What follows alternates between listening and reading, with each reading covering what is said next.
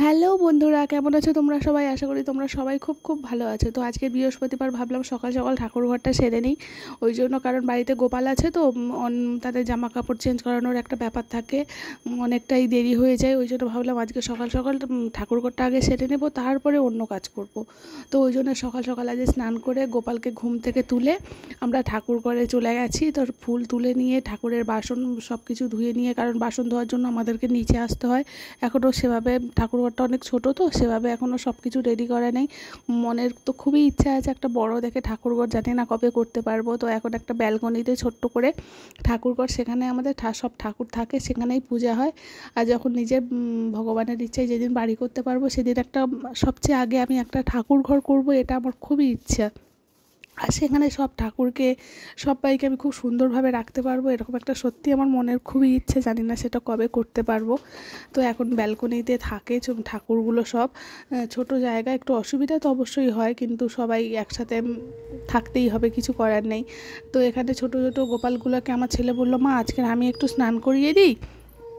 ও তো বড় গোপালটাকে পারবে না, তাও চেষ্টা করে, তাও হাতে হাতে জড়াবে। তো ছোটো ছোটো গোপালগুলোকে জামাটা খোলার চেষ্টা করছে আর স্নান করাবে। বলছে, মা ও তো জলে ডুবে যাবে, গোপাল ছোটো ছোটো গোপাল, তাড়াতাড়ি তুলে নাও, জলে ডুবে যাবে। আর ও স্নান করিয়ে ও বলে, মা আমি ছোটো ছোটো গোপালগুলোর গা মুছিয়ে দিই। ও আবার ভাই ভাই করে ছোটো ছোটো গোপালগুলোকে। তো গা মুছিয়ে দিই বলে ও হচ্ছে আমার সঙ্গে হেল্প করছে। ওকে বলছি, পাপা একটু তাড়াতাড়ি নাও, আজকের অনেক কাজ আছে, ঠাকুরকে সারার পর তো আরও সব কাজ আছে। তো ও তো ওর মতোই করে চলেছে। তো আমার ছেলে আজকের আমার ক্যামেরাম্যান, আমার ছেলে আমার একটু কিছুটা ভিডিও রেকর্ড করে দিয়েছে। আমার একা একা তো সম্ভব হয় না, কারণ কোনো স্ট্যান্ডও নেই, কিছু নেই। তো একা একা ধরে সম্ভব হয় না। তো আমার ছেলে, এখন আমি ধরে আছি, কিছুক্ষণ পরে আমার ছেলেও ধরবে ফোনটা। এইভাবে আমরা দুজনে করছি। তো ভাবলাম চলো আজকের গোপালের ভিডিওটা সবাইকে দেখাই। বাড়িতে আমার কতগুলো গোপাল আছে। বাড়িতে ছোটো ছোটো 3টে গোপাল আর একটা বড় গোপাল আছে। তো বড় গোপালকে স্নান করাচ্ছি।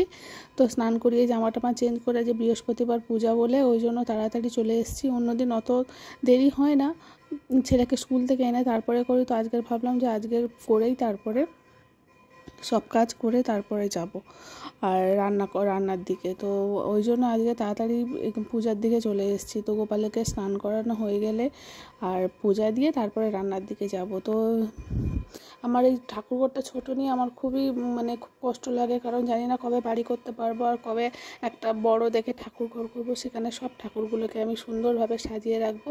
তো গোপালগুলোকে স্নান করানো হয়ে গেছে, জামাগুলো চেঞ্জ করি, এবার পূজা দেবো।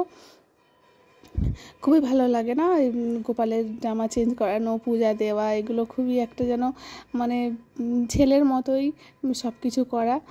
আর আমার ছেলে তো আমার হাতে হাতে সত্যি যেটা অনেক হেল্প করছে। ও এখন ক্যামেরা ধরে আছে আর আমি এগুলো কাজগুলো করছি। বলছি, পাপা তুমি ক্যামেরাটা ঠিক করে একটু ধরো।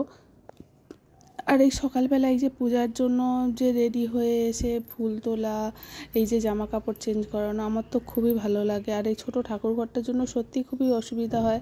ভগবান জানি না কবে আশীর্বাদ করবে। ভগবানের আশীর্বাদ পেলেই বড় করে ঠাকুরঘর করতে পারবো।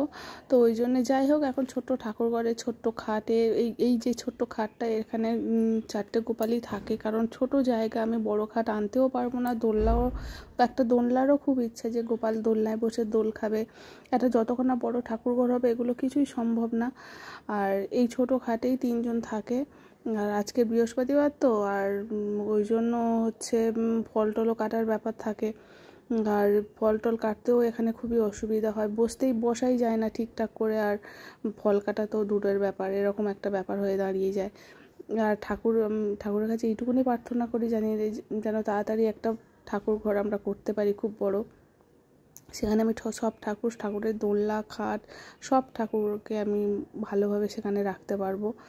আর এখানে ঠাকুরের পুজো দিয়ে আর তারপরে অন্য কাজ হবে। তো আমার ছেলে এখন ক্যামেরাম্যান, আমার ছেলেটা ক্যামেরা এদিক ওদিক শুধু ঘোরাতেই আছে। বাবা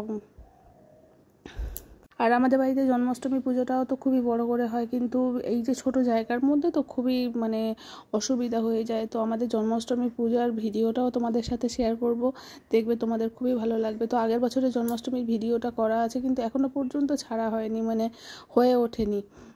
ছাড়া। তো এবছরের জন্মাষ্টমীর ভিডিওটাও তোমাদের সাথে শেয়ার করবো, আর আগের বছরেরটাও ভাবছি এই জন্মাষ্টমী পূজার আগে তোমাদের সাথে শেয়ার করব।